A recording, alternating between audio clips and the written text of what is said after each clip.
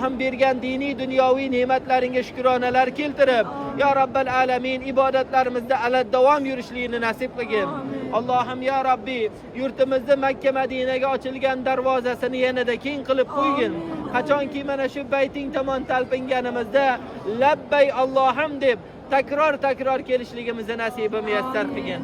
Allohim orqamizdan duo talabida bo'lib qolganlarni ham hammalarning qalbida, dilida nima orzu talab maqsadlari bo'lsa, dunyo oxiratlariga xayrli bo'lib yetishligini nasibi muyassar qilgin. Allohim duolarimizni mustajob ayla.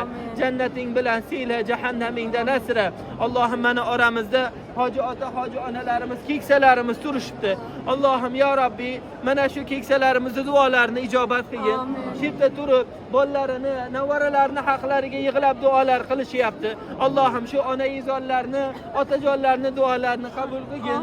Allohim mana shu joyda turib, butun yurtimizni haqqiga duolar qilishyapti.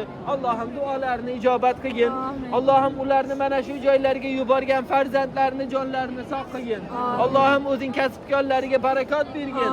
Allohim birga kelib xizmatlarni qilayotganlardan o'zing rozi bo'lib, kela olmaganlarni ham kelasi safar yonma-yon kelib, yonlarida xizmatlarni qilib yurishligini nasibi muyassar qilgin.